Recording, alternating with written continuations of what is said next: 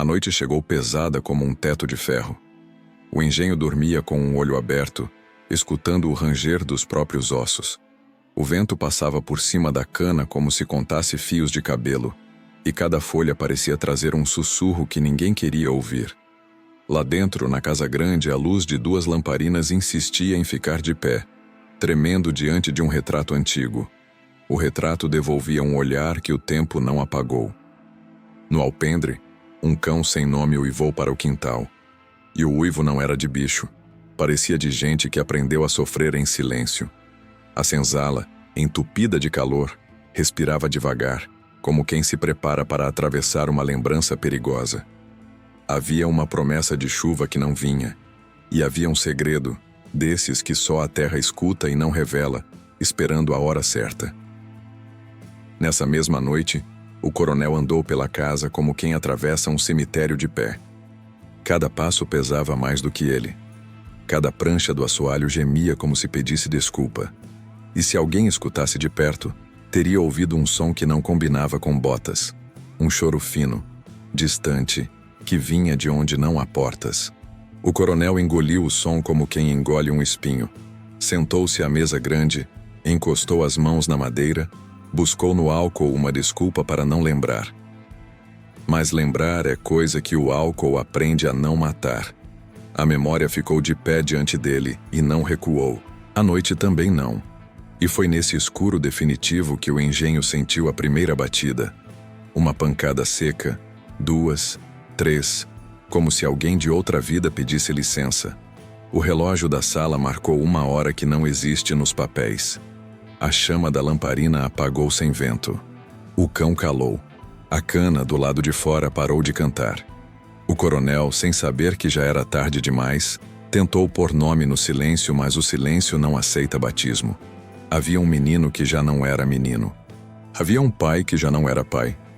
E havia uma senzala inteira que sabia o que os retratos fingem não saber. Quando o sangue é chamado para morrer, ele volta para contar. A noite respirou mais fundo. E a casa, enfim, percebeu que respirava junto. Chamavam o rapaz de herdeiro quando o coronel queria sentir orgulho próprio. Nos dias ruins, chamavam de fraqueza. Quando o álcool falava mais alto, não chamavam de nada. O filho tinha os olhos de quem aprendeu cedo a ver sem ser visto. Caminhava pelos corredores como quem mede um rio antes de atravessar. Nunca teve o direito de duvidar. Ensinavam-lhe que o mundo tinha dono, e que o dono tinha a chave do céu e do inferno. Mas os olhos do menino desobedeciam. Havia neles uma água clara que não combinava com a terra pisada do engenho.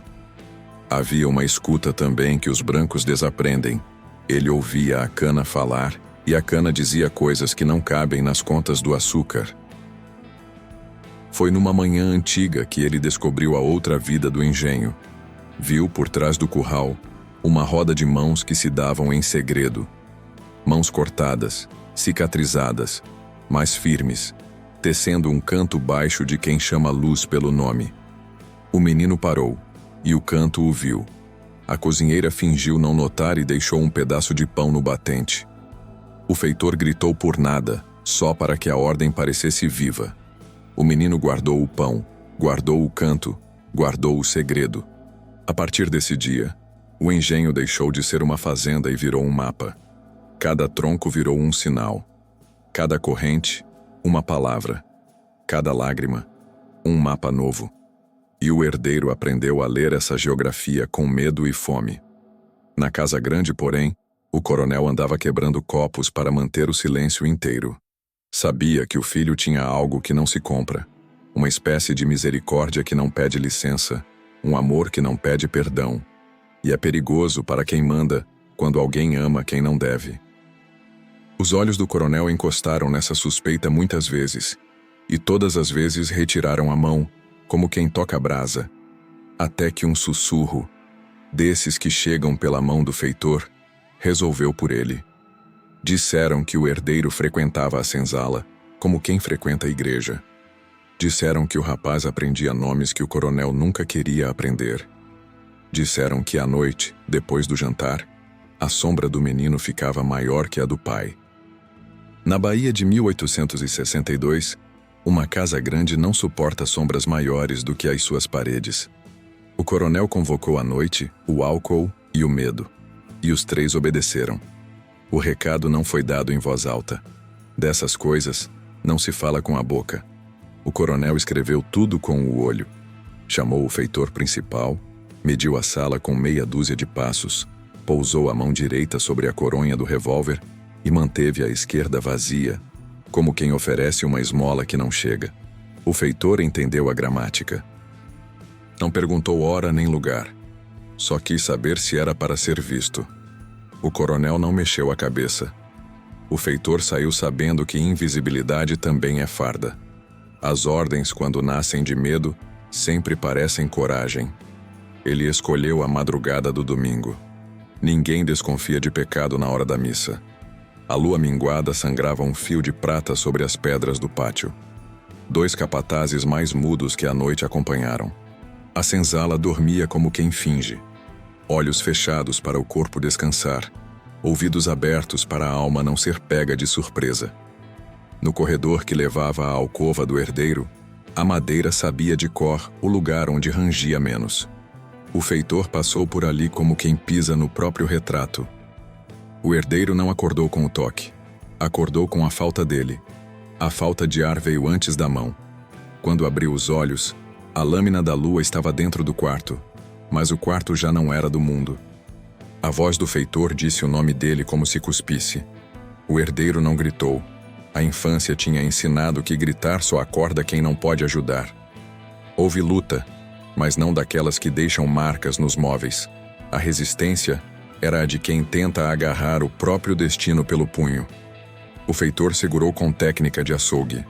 O capataz deu o golpe mais curto. Houve um engasgo sem palavra. Lá fora, um galo cantou fora de hora e se arrependeu. Quando terminou, a lua ainda era minguada, mas a noite ficou inteira. Os três saíram levando o corpo como quem leva uma dívida paga. Não olharam para os lados, e isso foi o pior crime. Ninguém que olha o mundo de frente pode achar normal o peso de um filho nos braços errados. A senzala ouviu, sem ver. Algumas mulheres rezaram para dentro do dente. Um velho bateu 3 vezes na parede de barro, chamando o nome de um santo que não entra em igreja. O feitor atravessou o pátio com o cuidado de quem atravessa um rio escuro. O coronel, na sala, esperou sem relógio. E quando todos chegaram, não precisou de palavras. O silêncio tem selo e assinatura. Ninguém falou de cemitério. Havia uma grota atrás do engenho, onde a terra descia como lágrima guardada. O caminho até lá era uma língua de barro que se movia com chuva ou com culpa. Levaram o corpo naquela direção, obedecendo a uma regra antiga. Quem morre errado não deve aprender o caminho de volta. Cavaram raso, como quem tem pressa de esquecer. O feitor jogou o cal. O capataz jogou a pá e o olhar por cima. A lua se inclinou numa curiosidade que parecia piedade. A cana do outro lado fechou os olhos. De volta à casa, o coronel ficou em pé e perdeu a altura. Uma palavrazinha de nada tropeçou na garganta, mas não saiu. Ele preferiu pedir que lavassem o quarto do menino como quem varre um terreiro depois da procissão. Mandou trocar lençóis, queimou o travesseiro, limpou a maçaneta com uma fúria de monge e decretou: amanhã ninguém fala. O que não se fala não existe, e o que não existe não dói. A ciência dele sempre foi essa: matar a lembrança antes que a lembrança aprenda a andar. A madrugada, porém, tem seus próprios planos. No fundo da grota, a terra respirou, tomando o corpo para dentro. E não era uma recusa. Era uma espécie de abraço que o mundo dá aos abandonados. Na senzala, uma velha acendeu um fio de algodão em óleo de dendê e rezou 3 rezas sem nome. As rezas se enroscaram uma na outra como cipós. Um menino cativo sonhou com um pequeno barco atravessando um rio de leite, e no barco havia alguém que não tinha medo da correnteza. O cão sem nome voltou a uivar, mas o uivo veio com compasso de lamento. E o engenho inteiro ficou com cara de quem escuta um segredo da boca do chão. Quando a Aurora pousou os dedos na beira do telhado, nada parecia ter acontecido. Mas o nada, naquele dia, tinha peso. A primeira cana cortada sangrou 2 vezes. A moenda tossiu antes de girar. A água do pote esquentou sem sol.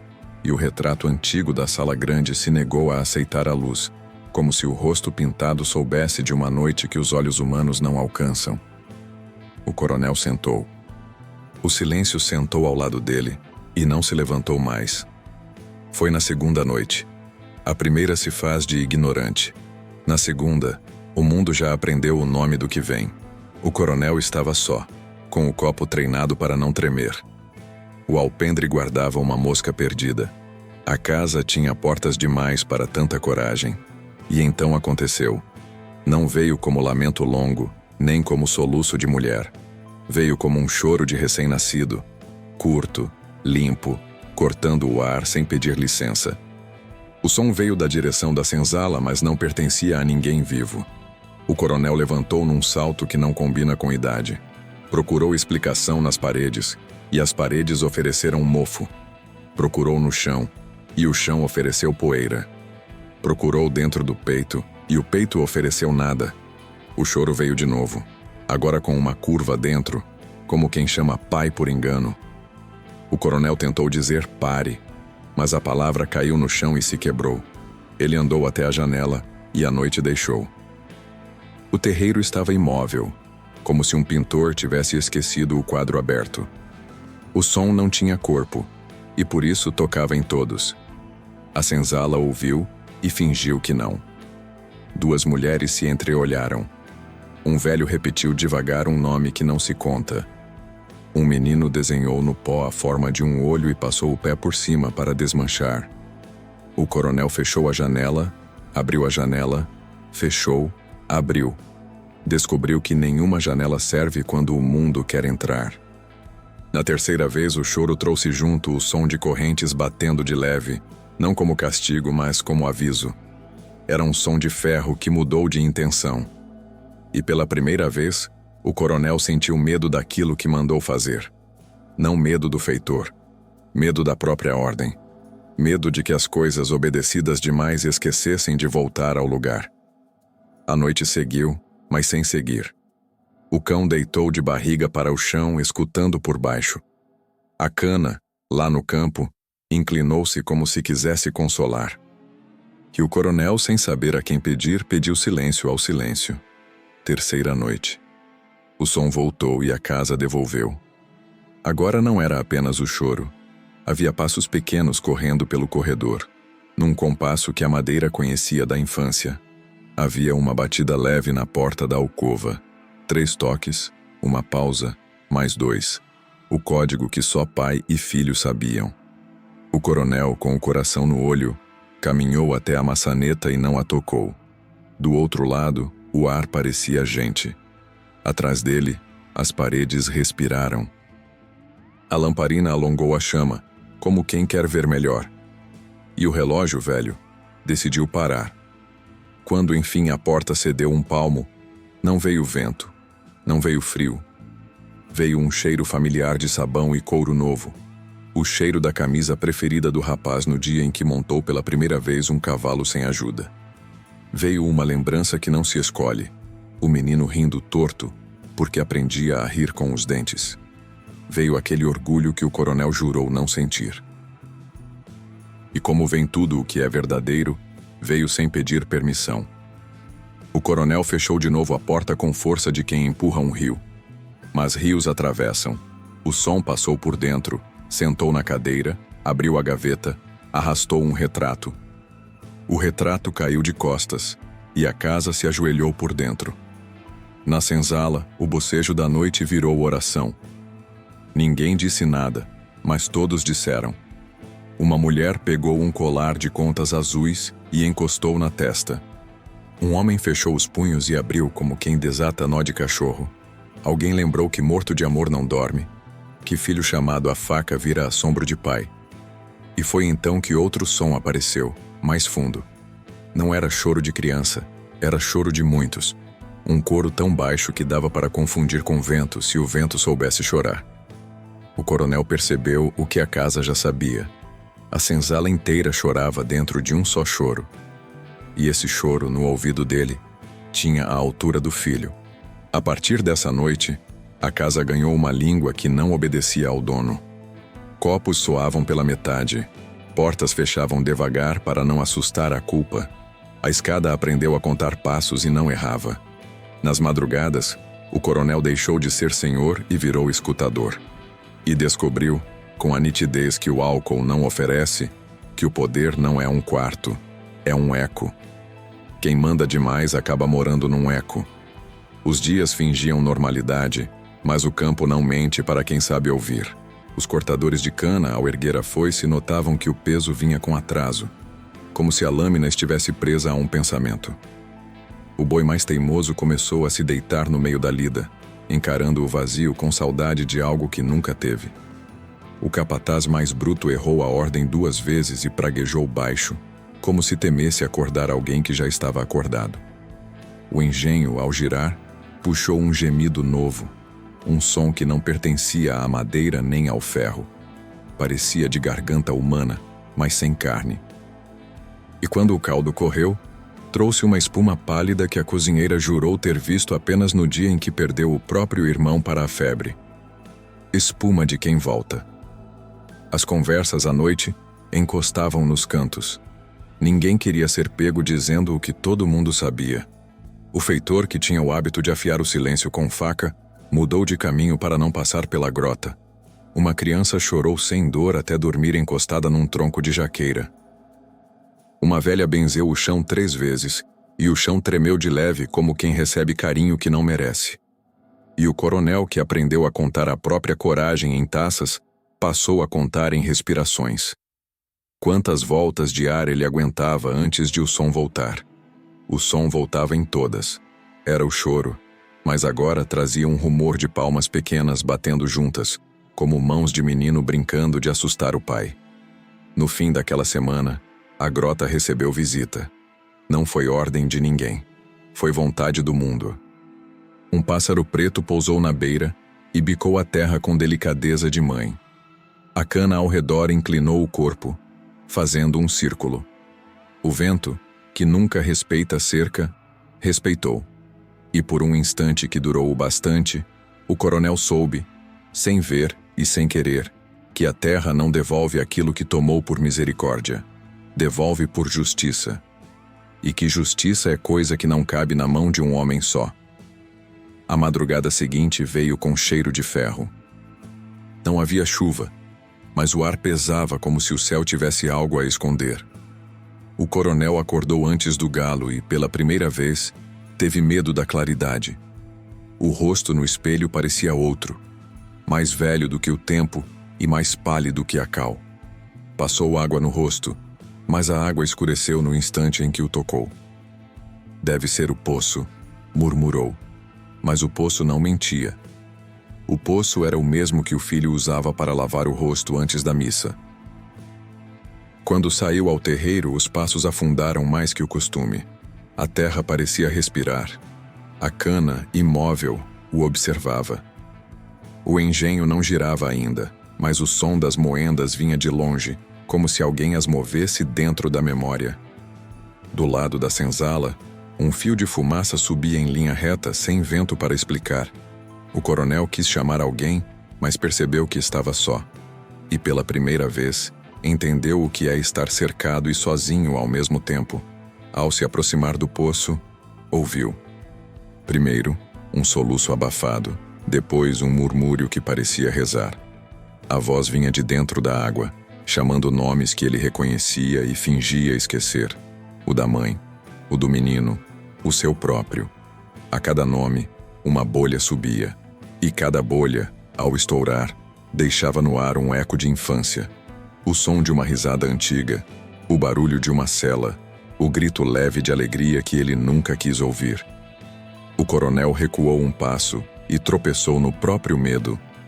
A terra, sob seus pés, tremeu como carne viva.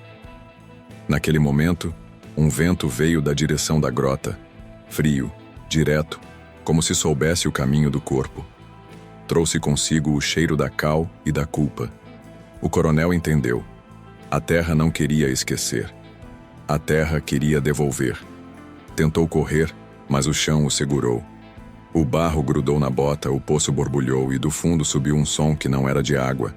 Era de garganta. Era de sangue pedindo o nome. A senzala, desperta, sentiu a vibração pelo chão e começou a rezar. Mas não era reza de medo. Era reza de aviso. O coronel caiu de joelhos e o joelho afundou. Tentou falar, mas a voz não saiu. E o silêncio respondeu por ele. Quem enterra sangue do próprio sangue, enterra o direito de dormir. O sol nasceu, mas a luz não entrou na casa. O feitor acordou antes do sol, como quem tem culpa no sangue. O corpo sabia o caminho da rotina. Levantar, calçar as botas suadas, cuspir no chão e fingir que a alma não pesa. Mas o ar daquela manhã não era o mesmo. Tinha um gosto de ferro e cinza, como se o céu estivesse sendo derretido. Quando ele abriu a porta da senzala, o cheiro veio primeiro. Terra molhada, sem chuva, umidade de tumba recém-aberta. O feitor franziu o rosto e parou. Nenhum galo cantava. Nenhuma ferramenta tilintava. O engenho, que costumava acordar antes dos homens, parecia suspenso, como se tivesse medo de respirar. Ele caminhou pelo pátio com passos curtos, atento ao que os olhos não sabiam decifrar. Foi então que percebeu. Os bois estavam parados, todos voltados para o mesmo ponto. Lá adiante, perto da grota onde enterraram o herdeiro. As cabeças abaixadas, os olhos marejados. Sim, olhos de bicho podem chorar. E o ar saindo pelas narinas em bafos compassados como tambores de lamento. O feitor quis afastar os animais, mas as pernas se recusaram. O chão sob suas botas cedeu um pouco, como carne que respira. A terra, quente e viva, pulsava sob os pés. E no instante seguinte, ele ouviu. Não era vento, nem bicho. Era um som humano, pequeno, ritmado. O som de quem ri baixinho no escuro. Uma risada de menino. Dessas que nascem antes do medo. O feitor engoliu seco. Os pelos do braço se ergueram. A risada se repetiu, um pouco mais longe, e misturou-se a um soluço breve, como se quem risse também lembrasse de chorar. Ele deu 2 passos para trás, tropeçando no ar. E o ar, naquela hora, tinha peso. A grota diante dele se mexeu, devagar, como se respirasse. O barro inchava e murchava, e no movimento o feitor jurou ver o contorno de um rosto, o mesmo que viu naquela noite, pálido, ainda sujo de cal, os lábios entreabertos, os olhos de quem olha o pai sem entender o porquê. A mente dele tentou negar, mas o corpo já sabia. As mãos tremeram, o coração bateu fora do peito, e ele correu. Correu de volta à casa grande, tropeçando nas próprias botas, sem olhar para trás. Cada passo deixava o eco de um outro passo, menor, mais leve, como se alguém o seguisse. Ao atravessar o terreiro, o som das correntes se ergueu do nada. O ferro cantava sozinho, batendo no ar.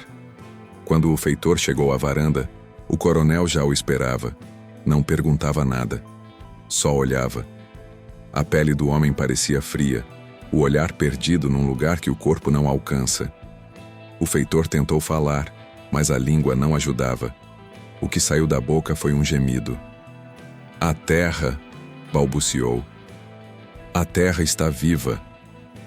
O coronel ergueu a mão, gesto que sempre fez calar o mundo, e murmurou. A terra não fala, homem. É tua culpa que está gritando. Mas as paredes da casa desmentiram. Um som seco vindo do teto atravessou a sala. O feitor olhou para cima e viu, pendendo do madeiramento, um cordão de contas azuis. O mesmo que a mãe do rapaz trazia no pescoço quando ainda viva. Ele se benzeu, mas o sinal da cruz parou no meio do ar, como se o gesto tivesse perdido a permissão. Daquela manhã em diante, o feitor passou a ver o que ninguém via. As pegadas que apareciam sobre a poeira e sumiam antes de chegar à porta. O vulto pequeno parado na beira do canavial, sempre de costas. As ferramentas que se moviam sozinhas na sombra do engenho. À noite o som do riso voltava, mas agora vinha acompanhado de uma voz infantil chamando: "Pai, abre a porta." O feitor não dormia mais. Nem o coronel. A senzala, porém, dormia com o ouvido aceso, ouvindo o que o medo tentava esconder. O invisível tinha aprendido a caminhar. E quando o feitor tentou usar o tronco para calar um escravo que murmurava rezas, o tronco partiu ao meio, como se tivesse alma e tivesse dito: "Basta." A partir daí, o engenho nunca mais dormiu no mesmo silêncio. O coronel evitava os espelhos como quem evita a própria sentença, mas a casa, que já tinha aprendido a falar sem boca, resolveu ensiná-lo a ver sem olhos. Começou na bacia de porcelana do quarto. A água parada devolveu um rosto que não era exatamente o dele. Havia um menino dentro do homem, um traço no canto da boca, um jeito de levantar a sobrancelha, um brilho nos olhos que o coronel reconheceu e negou num mesmo golpe de respiração. Ele mergulhou as mãos e agitou a água, esperando despedaçar a imagem. Quando o círculo se abriu em ondas, o rosto voltou como antes, só que mais perto. E por um segundo que ninguém no mundo conseguiria medir, o coronel entendeu que a água tem memória. Cobriu a bacia com um pano. Mandou tirar o espelho grande da sala, alegando superstição da cozinha. Recolheu os pequenos de bolso, que o acompanhavam desde a juventude, e os guardou no fundo de uma gaveta que nunca mais abriu. Mas espelho não é só vidro, é superfície que devolve sem pedir. A lâmina do facão da lida, polida de tantos dias de cana, começou a dar de volta um reflexo que o acusava sem palavras. A tampa de cobre do tacho, apoio da mão direita quando a mente queria descanso, passou a mostrar uma pele que o tempo não tinha tempo de envelhecer. E até o olho escuro da janela, aquele círculo onde a noite firma o corpo, passou a funcionar como espelho invertido. Tudo que ele empurrava para fora voltava em silêncio e ficava em pé diante dele. Na terceira manhã desse assédio, o coronel se viu na moldura oval do retrato antigo, o do bisavô, cuja mão repousava orgulhosa sobre a bengala. A pintura, óleo grosso, cheiro de linho e poeira, tremeluziu sem vento, e a bengala pareceu deslocar-se um dedo. O rosto pintado não era o dele, mas devolveu um gesto que não pertencia àquela família de homens eretos. O discreto torcer de lábios do rapaz, riso contido de quem aprendeu a rir com cuidado. O coronel deu um passo atrás, tropeçou no tapete, e no desequilíbrio, viu fugazmente o menino que não queria ver. A feição do filho bisando no avô, atravessando gerações como faca atravessa tecido fino. O passado não estava morto. O passado vestia os vivos. Os criados perceberam primeiro pelas frestas. O patrão falava baixo com a mobília, murmurava ordens para portas que não abriam, passava a mão no ar como quem afasta mosquitos invisíveis. 3 vezes chamou pelo nome do filho sem perceber. 3 vezes a casa reteve o som, como quem acolhe e não permite que o mundo escute. A cozinheira, que trazia água de cheiro para afugentar olho ruim, riscou 3 cruzes no chão da copa. As cruzes demoraram a secar, e no brilho úmido se formou por um instante a sombra miúda de pés descalços correndo.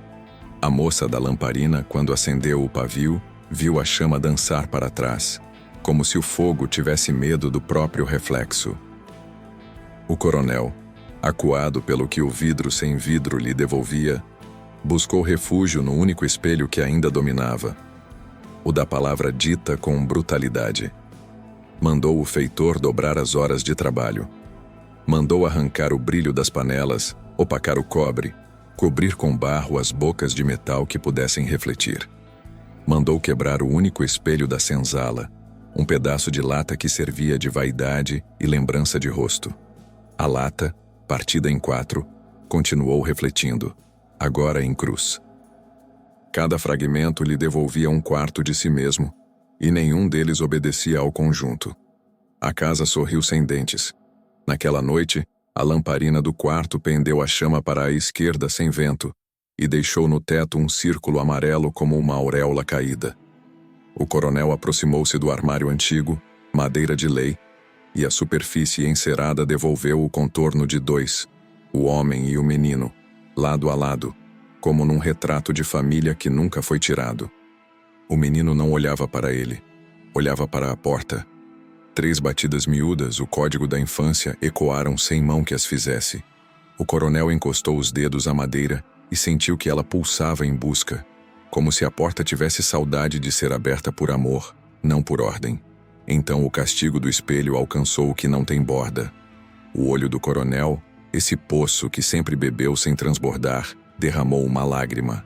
Não era fraqueza, era reconhecimento. A lágrima caiu e antes de tocar o chão pareceu suspensa no ar. Um pequeno vidro líquido refletindo o rosto do filho.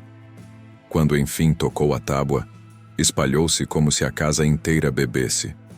O choro de criança que andava pela noite como bicho sem dono, calou por um átimo apenas como quem toma fôlego. E voltou mais fundo, mais perto, agora acompanhado de um ruído de dedos pequenos batendo no vidro. Tum, tum, pedindo entrada. O coronel recuou até encostar as costas na parede. Procurou o revólver como quem procura a palavra. A arma pesou menos do que a culpa. Ele ergueu o cano em direção ao armário, mirando a si mesmo, e viu, no metal escovado, o reflexo do que se tornara. Um homem cortado em 4 pelas próprias tentativas de não ver. O cano tremeu. A imagem tremeu junto. Do outro lado da porta, o silêncio fez sinal de que já sabia o final. E pela primeira vez desde a grota, o coronel desejou que alguém, qualquer um, abrisse por ele aquilo que o pai não aprende, a porta da misericórdia. A casa, compadecida ou justa, ninguém saberá, soprou a lamparina. Escuro. No escuro, os espelhos descansam. Mas o que eles guardam acorda. A senzala não dormia mais, apenas fechava os olhos para enganar o medo. O ar ali dentro era espesso, como se o teto tivesse baixado e o chão se recusasse a sustentar. As vozes que antes cochichavam entre si, sobre castigos, fugas, filhos arrancados, começaram a falar mais alto, não com a boca, mas com o coração. Quando a alma entende que o Senhor está perdendo o domínio, ela se ajeita no corpo e cresce. E naquela noite, a senzala inteira parecia maior do que a casa grande. Os homens de mãos rachadas e as mulheres de olhar longo se reuniram em silêncio. Não precisaram combinar. Era como se algo, um tambor que batia dentro da terra, chamasse todos ao mesmo tempo. A velha Dandara, a mais antiga de todas, foi a primeira a falar. A voz dela era um rio antigo, com curvas que conheciam o caminho. Disse que o menino, o filho do Senhor, não tinha partido errado. Disse que ele estava preso entre 2 mundos e que só o canto dos vivos poderia abrir passagem.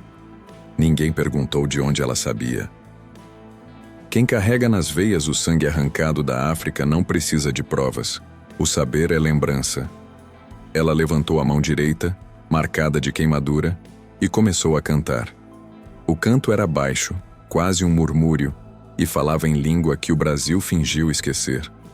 Uma língua de vento, de fogo e de mar. Aos poucos, outros se juntaram. Um homem batia o pé no chão, marcando o compasso. Uma criança balançava o corpo, acompanhando o ritmo com inocência que o cativeiro não conseguiu roubar. E como quem costura o invisível, o som subiu da senzala para o terreiro. Na casa grande, o coronel se remexeu na cama. Sonhava, ou acreditava sonhar, com passos ao redor. O som vinha de longe, depois de perto, depois de dentro. Parecia tambor, mas era o coração da terra batendo no mesmo ritmo da canção. Ele tentou levantar, mas as pernas pesavam como ferro. O ar cheirava a fumaça e a flor de laranjeira, o mesmo perfume que o filho usava quando criança. O feitor, deitado no chão da varanda, acordou com o som do coro. Abriu os olhos e viu de relance luzes pequenas caminhando pelo campo, como lamparinas invisíveis conduzidas por mãos sem corpo. As luzes se moviam em círculo, e no centro do círculo, uma sombra se formava. Parecia o contorno de um menino de joelhos olhando para cima. O feitor gritou, mas a voz saiu muda. A visão não precisava de palavras. Dentro da senzala, o canto crescia. As vozes se entrelaçavam, tornavam-se uma só, até que a madeira do teto começou a ranger como se também cantasse. Os pregos soltaram-se um a um, e o ar se abriu com um som que não era de ruptura, mas de nascimento. O vento entrou rodopiando, espalhando cinzas, e todos sentiram o toque de algo que não era frio nem quente. Era presença. Dandara sorriu, os olhos marejados. Ele escutou, disse. O menino ouviu o chamado. Do lado de fora, o engenho inteiro pareceu acordar. A moenda rangeu sozinha, empurrada por mãos invisíveis. As correntes que por séculos prenderam carne e espírito balançaram sem prender ninguém, produzindo um som novo, não de dor, mas de libertação. O choro do menino misturou-se ao canto da senzala, e o resultado foi um lamento bonito demais para ser tristeza. O coronel tentou tapar os ouvidos, mas a voz vinha de dentro. O som atravessava ossos, passava pelo coração e subia em forma de memória. Ele viu entre o delírio e o arrependimento o filho caminhando entre os escravos, sorrindo, livre de tudo o que o pai tentou impor. E nesse instante, entendeu. A senzala estava fazendo o que ele nunca fez, libertando o que o medo aprisionou. A canção durou até o amanhecer. Quando o sol se ergueu, não havia fumaça nem sangue, apenas silêncio de quem cumpriu promessa. A velha Dandara ajoelhou, encostou a testa no chão e disse baixinho: "Agora ele pode ir." O coronel, exausto e curvado, olhou pela janela e viu o campo coberto por um brilho tênue, como se o orvalho fosse feito de lágrimas antigas. E o que ele ouviu depois não foi choro nem canto. Foi a voz do próprio chão dizendo, em linguagem sem som: "Nada que nasce do amor morre no ferro." Tudo volta, até a verdade. O sol daquele dia nasceu pesado, sem brilho. Era um sol pálido, de febre. A claridade não se espalhou. Se arrastou. O céu parecia doente, e a luz vinha torta, atravessando o engenho com preguiça, como se também tivesse medo de olhar o que estava por acontecer. O coronel não dormira. Passara a noite entre as sombras, sentado diante da mesa grande, com o olhar preso ao chão. Os olhos fundos, as mãos trêmulas, o corpo magro de tanto silêncio. Na cabeça, o som do coro da senzala não parava. Tinha virado pulsação. Batia devagar, mas constante, como um segundo coração que não lhe pertencia. Quando a aurora riscou o horizonte, o vento veio do leste com cheiro de barro úmido. Um prenúncio. As folhas de cana começaram a farfalhar sem ordem, apontando para direções diferentes, como se o campo estivesse tentando avisar alguma coisa que o homem não sabia traduzir. O feitor, com medo do que não entendia, mandou os trabalhadores ficarem quietos. Ninguém obedeceu. A terra estava vibrando, e até os bois sentiram. Um mugido grave cortou o ar. O som ecoou pelos barrancos, reverberou na grota e voltou como resposta. Do fundo da terra veio o ruído. Primeiro, uma vibração leve, como se o chão respirasse. Depois, um estalo. Outro. Mais um. As moendas começaram a girar sozinhas, rangendo. O ferro raspava contra o ferro, cuspindo faísca. A engrenagem que há dias dormia, acordou furiosa. As correntes balançavam sem mãos, como se quisessem arrancar o próprio passado das paredes. A senzala se calou. A casa grande tremeu. E a voz do coronel, embargada e rouca, tentou chamar alguém que não estava mais lá.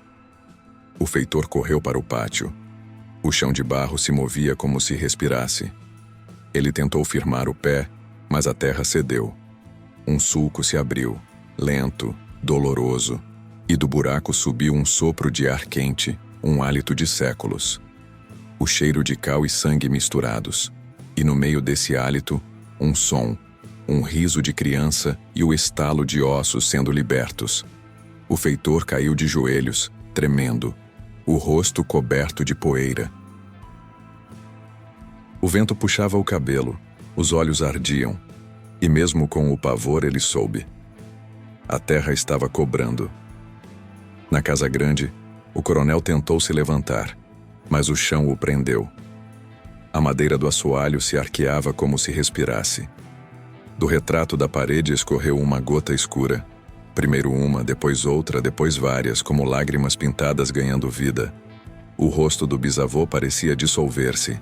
A tinta antiga escorria até o chão, formando um traço que o coronel reconheceu: o caminho até a grota. Ele tentou rezar, mas as palavras não saíram. Tentou gritar, mas a voz se perdeu no meio do próprio eco. Foi então que o som veio de novo. O mesmo choro de todas as noites, agora misturado com o coro da senzala, mas sem lamento. Era um choro limpo, como o de quem finalmente encontra o caminho. O coronel se pôs de pé, cambaleando, e seguiu o som. O vento abriu as portas da casa, sem que ele tocasse em nenhuma. Cada passo era um pedido de perdão que o chão registrava. Ao chegar ao terreiro, a claridade o cegou. A grota brilhava. Sim, brilhava. A terra parecia feita de luz molhada, como se o sol estivesse nascendo de dentro dela. O feitor ainda estava ajoelhado, olhando, a boca aberta, o corpo imóvel. No centro do brilho, uma sombra, pequena, familiar, a do menino, agora inteiro, caminhando em silêncio. O coronel deu 2 passos e sentiu o corpo falhar. A sombra parou e virou o rosto. O pai reconheceu o filho, mas o que havia ali não era acusação. Era misericórdia, e isso doeu mais do que qualquer castigo. A terra começou a fechar devagar, cobrindo o brilho. O vento cessou. O som sumiu. Tudo ficou quieto, como se o mundo tivesse prendido a respiração. E então o chão se firmou, como se dissesse: está pago. O coronel caiu de joelhos. As mãos afundaram no barro quente e ele sentiu o coração da terra batendo sob a pele. As lágrimas vieram sem aviso. Molharam o chão, misturando-se com o sangue antigo que a terra guardava. Atrás dele, o feitor se benzia em silêncio e os homens da senzala olhavam sem ódio, apenas em espanto. O sol se abriu por inteiro, iluminando o engenho como há muito não fazia. E por um instante breve, tão breve quanto o perdão, o ar ficou leve. A terra cobrou sim, mas cobrou como cobra uma mãe, devolvendo o filho à luz e deixando o pai com a consciência nua. O dia seguinte nasceu com o som da moenda parada. Nenhum ferro se movia, nenhum grito de ordem cortava o ar. O engenho, acostumado a despertar no ritmo da dor, amanheceu mudo. O silêncio tinha um peso espesso, quase líquido, e parecia vir de dentro das paredes. Os bois, soltos, caminhavam lentos, como se procurassem o tempo que se perdeu. A fumaça do forno se dissipara na noite anterior e não voltou. O cheiro de melaço e suor havia sido substituído por outro, um perfume leve de terra molhada, o mesmo cheiro que antecede os enterros e os renascimentos. O coronel ainda estava de joelhos no terreiro, coberto de pó e arrependimento. O rosto, endurecido pela insônia, parecia uma escultura mal acabada, rachado em silêncio. Os olhos, fundos, buscavam um ponto que não existia mais: o passado. O feitor, calado, o observava de longe. Sabia que a ordem antiga havia terminado, mas o medo ainda o mantinha de pé. Os escravos, libertos pela própria terra, não se aproximavam. Ficavam ali, nas sombras do canavial, olhando o homem que fora senhor deles e agora parecia menor que o chão que pisava. Com o sol alto, o engenho começou a ranger. Não era o som do trabalho, era o som da ruína. As paredes, antes firmes, começaram a se curvar. A madeira da moenda, saturada de séculos, estalava com lentidão, como ossos se partindo. A casa grande tremia, não de vento, mas de memória. As portas batiam uma nas outras, abrindo e fechando como bocas que ainda tentam negar o que o destino já escreveu. No centro da sala, o retrato do bisavô escurecia, os traços sumindo em manchas escuras, como se a tinta tivesse desistido de guardar o rosto de quem não merecia ser lembrado. Na senzala ninguém chorava. Havia uma serenidade nova no ar, uma sensação que ninguém soube nomear. Dandara dizia que o tempo tinha virado, que os mortos haviam se ajeitado em seus lugares e que agora os vivos precisavam fazer o mesmo. O feitor se aproximou dela, os olhos úmidos, pedindo uma palavra. Dandara respondeu com um gesto simples. Apontou para o chão e disse, num fio de voz: "Escuta." Ele obedeceu. Encostou o ouvido na terra e, por um instante, ouviu o que parecia impossível. O som de um coração batendo devagar, compassado, tranquilo. O coração da terra. O coronel levantou-se com esforço. Cada articulação do corpo estalava como madeira velha. Caminhou até a casa, devagar, olhando em volta como quem vê pela primeira vez. Os passos deixavam marcas fundas no barro. Entrou na sala grande e olhou o retrato. O rosto estava borrado, quase apagado. A bengala do bisavô parecia apontar para o chão, onde a cal usada na morte do filho havia deixado uma mancha branca. Ele ajoelhou e passou os dedos sobre a mancha. O pó colou na pele e o coronel fechou os olhos. Quando os abriu, viu, ou imaginou ver, o filho de pé à sua frente, sorrindo como se o tempo nunca tivesse existido. "Perdão", disse o coronel, mas a palavra saiu trêmula, pequena. O menino apenas inclinou a cabeça, sereno, e foi desaparecendo, como bruma que o sol leva devagar. No mesmo instante, um estalo ecoou no teto. Uma viga cedeu, depois outra, depois mais uma. A casa grande, cansada de sustentar tanto peso, começou a ruir. O coronel permaneceu imóvel. O feitor tentou correr até ele, mas Dandara o segurou pelo braço. "Deixa", sussurrou. "Cada um colhe o que plantou." O chão tremeu, e o som do desabamento se espalhou pelo engenho como trovão. A poeira subiu alta, cobrindo o sol. Os pássaros fugiram em círculos, gritando. Quando o pó baixou, a casa grande não existia mais. No lugar, um amontoado de madeira, pedra e lembranças caladas. O coronel estava ali, deitado entre as tábuas, o rosto tranquilo como o de quem, enfim, entendeu. A senzala observava em silêncio.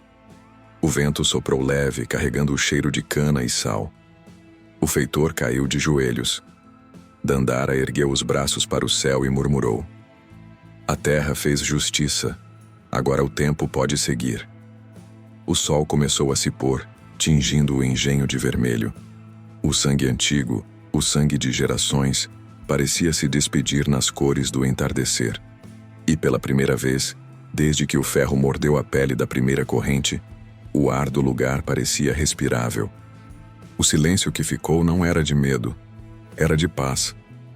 O entardecer caiu sobre o engenho com o mesmo silêncio que cobre os corpos depois da reza. A luz dourada do sol parecia cansada, como se também tivesse trabalhado séculos naquele chão. Nenhum som humano se ouvia. Apenas o murmúrio do vento atravessando o canavial.